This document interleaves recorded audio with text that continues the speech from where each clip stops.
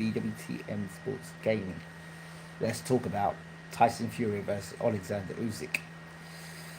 And rumours are floating around again that Tyson Fury may pull out. Frank Warren assures us that Tyson Fury will be there on the night. Now, let's take a look at this. When I did a video way back, talk about Tyson Fury, I think it was before Christmas, and even Carl Froch said the same thing. He didn't think that Fury would be able to take the weight off in time to fight Usyk. So now, and a lot of people believed he'd pull out the first time, and he did. He found a way to pull out with that cup. He pulled out, and a lot of people expected him to pull out, and he did. So, it was a conspiracy theory. Well, if it was a conspiracy theory, it was a conspiracy theory that became true. And Froch wasn't convinced that Fury would fight on that night, and he didn't fight on that night, as we all know. Now, those rumours are coming out again. Now, if you look at Fury's weight, he looks like he's slimmed down. So, the other theory was, I believe, that he was too heavy to fight Usyk with that Wilder style. There's no way he could fight Usyk with that Wilder style and not get absolutely smashed. He needs to be as mobile as possible, Fury, to fight Usyk. He can't just walk in straight lines and try and smash Usyk up like that. Usyk's too good a fighter, too intelligent a fighter, too much movement. Can't just walk Usyk down like that. It's not going to happen. So now he's gone, and Tyson's still saying, he doesn't have to train for Usyk. He could beat Usyk up now and all this rubbish. He's training like this is the hardest fight of his career, and he needs to. So he's lost all that weight now, yeah? The first thing that comes to mind is that because he's lost that weight, or did lose that weight, he his durability might not be the same. He might not take punches the same. Or he might not be able to take as much punches, as much punishment as he did with the big frame that he has with a slimmer, smaller frame. That's the question. So now, Sugar Hill is gone, and apparently John is helping him train Tyson now. I don't know how true those rumours are, but John's training him. Maybe John's going to want Fury to be big and strong and put all that weight back on again. I don't know, because he seems to be happy. He said that Fury was too light when he fought Volley, and he got the cut on his eye.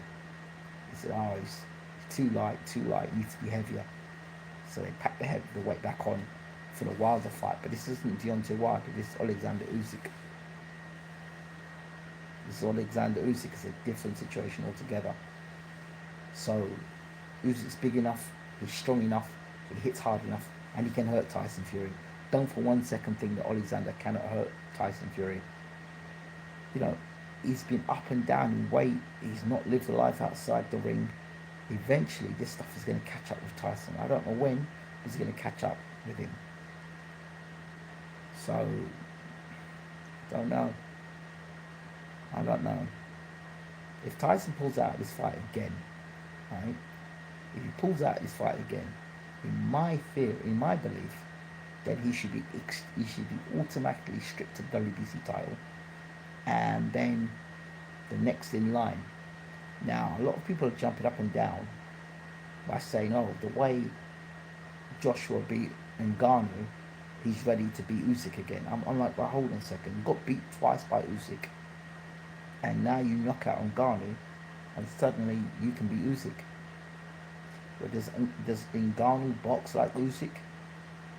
No. Does Ngannou have the same boxing IQ as Usyk? No. So I understand. Ngannou switched southpaw and got knocked down by a straight right hand. Is Usyk going to get hit with that straight right? Even when Usyk got hit with a straight right hand by Joshua, he didn't go anywhere. I don't understand. People think, if Joshua's more aggressive against Usyk, he wins. If he's more aggressive, he'll get himself knocked out because he'll walk onto left hands. I don't understand some people. I don't understand how before the Ngannou fight, Joshua was, he should retire. And now after the Ngannou fight, suddenly the Ngannou fight has inflated Joshua into being a world beater, and he'll stop Usyk. I don't understand. I don't get it. Now, on the subject of Ngannou talking about himself feeling sleepy before the fight, I don't understand people in boxing that when a man like that says something like that, people will laugh at him because he lost. But I could give you countless stories of fighters that have gone to the ring and not looking right. When Joshua fought Ruiz, what was up with him that night? Walking to the ring walk that night, had the gum shield in his mouth, he was looking completely out of sorts. I talk about the Stavern fight, where Stavern was dehydrated in the first fight. Larry Holmes, the great Larry Holmes, was sitting ringside with Don King. But in the second round, he said Stavern was dehydrated. How can a heavyweight champion be dehydrated?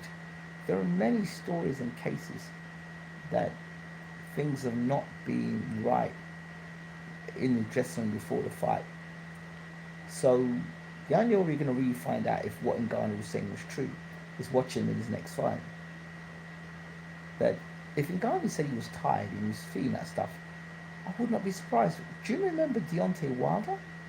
Do you know when Deontay Wilder was coming to the ring the night, the second fight, when he fought Tyson Fury? He was looking sleepy as well. Do you remember that? He was looking sleepy and he was coming to the ring. He looked very sleepy. He kept blinking all the time. Do you know? He was trying to wake himself up. So it's not the first time things like this have happened in boxing. But boxing fans turn a blind eye to the corruption and the dirt in the sport unless their fight is affected. One thing I don't like about boxing, really don't like it at all. Good evening to the chat and to Ingram Jones as well. Good evening to you, sir. Good evening, Shook. It's been a while. It's good to see you in the house. So, yes, Ngannou got knocked out, not spark out, but I tell you now, I would not be surprised if, from what I've seen in the sport of boxing, I would not be surprised if he was drugged before the fight, because they wanted Ngannou beat bad, and Tyson didn't get the job done, so to make sure that AJ got the job done. Well, could you imagine if Ngannou had beaten Joshua? I mean, he had every intention to try and beat Joshua. He was a guy, Ngannou, who was, if you look at, he's a trailblazer, but he was trailblazing to other people's investments. If Ngannou had beaten Fury and had beaten Joshua, there'd be no Joshua Fury fight. How could they sell it? So he was messing around. Ngannou was messing around with big business. Nobody wants to see Ngannou versus Usyk. Or people want to see Fury versus Joshua. That's what they want to see. And that's what the world wants to see. And that's how they're going to make mega money. And if Ngannou's going to try and upset that, then that's not good, is it? So there is reason behind to derail Ngannou. There's reason to derail Ngannou.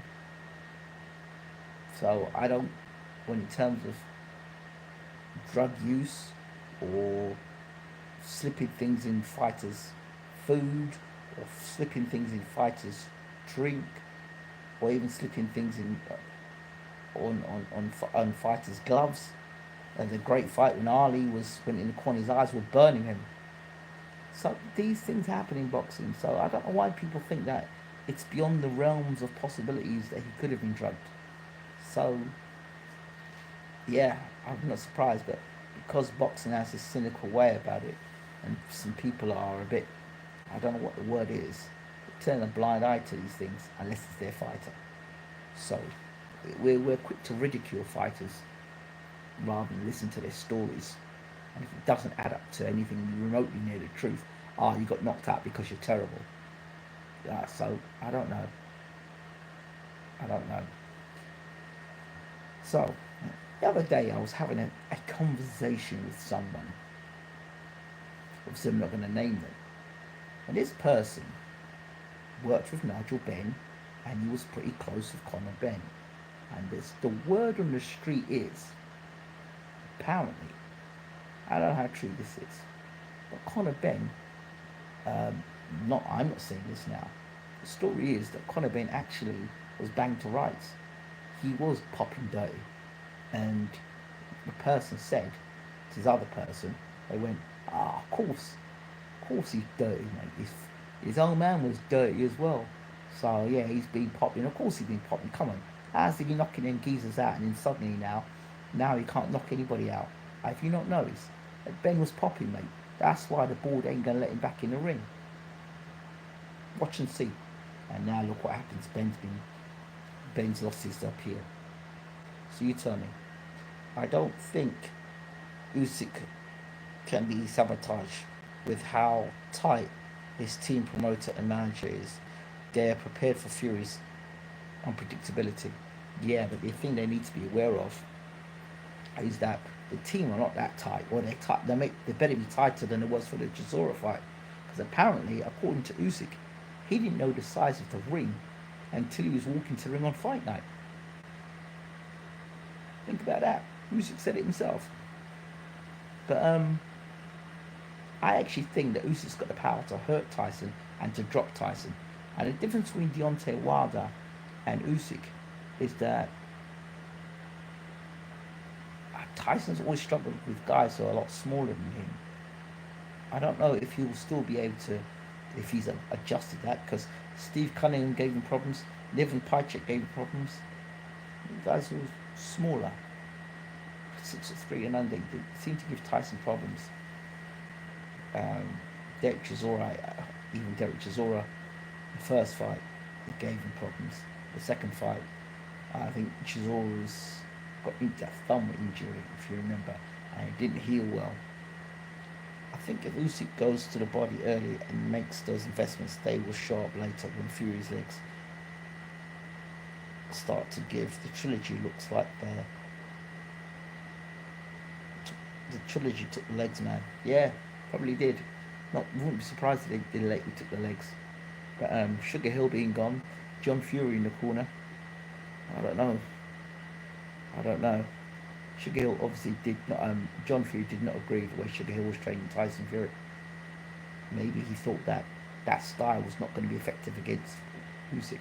I didn't think that style was going to be effective against Usyk. But I don't think losing the weight against Usyk's a good idea either. What Tyson may gain in speed, he may lose in durability. And that's a concern for me. He actually was sick, him losing that weight. And it's not like he's a young heavyweight, like a 35, 36. He's bringing that weight down is a concern. And it's how he's brought that weight down. Has he done it in a healthy manner? Has he starved himself? What's he done to lose that weight at that age? Those are all concerns for me. And Usyk's just be consistently training and training and training. And when will guys pull that much weight away? It's taking liquid from the brain as well. That's what I'm saying. Man. Tyson Fury's punch resistance in this fight is going to be very interesting. Should the fight go ahead? But if the fight doesn't go ahead, I think they should install, for all the talking, they should install Joshua. Let Joshua have a third fight against Usyk. And then make the WBC be vacant, but be part of the undisputed fight. Probably won't be undisputed after that anyway, because I think the belts are going to get separated. The IBF will separate themselves. So, we'll see. This post-trilogy Fury, as we've seen, is way more slow, more plodding, and the way more hittable. Not that much head movement. Yeah, well, I think that he's trying to get himself back to the Fury that fought Klitschko. I don't think that Fury's ever going to come back again, but he's trying. You can see he's trying to be lighter. I don't know. The jury's out with me on that one. He may have got beaten with that style he had against Wilder, but I think he'd have been able to be physically stronger in the clinches and mauling and be able to tire Usyk's legs out. I think that style, although I don't think it would work, would be more effective than this style now, where he's going to be lighter and trying to box with Usyk. When I think that he might not be as durable. I could be wrong. Losing weight might be a good thing, but I'm not so sure. Alright, let me know your thoughts in the comment section. Your thoughts on Conor Ben, that according to an insider, he was dirty from the start. And do you think that this two-fight deal, whatever the result, ends with both guys retiring? If so, is it possible for AJ to go for the belts again? I think both guys. I think Usyk, once Usyk becomes undisputed, he retires. Said it before, I'll say it again. Once he becomes undisputed, he retires. Because he's done. What else is he going to do? He's beaten Fury, he's beaten Joshua. Who's he going to stick around and fight? So, maybe Herkovic.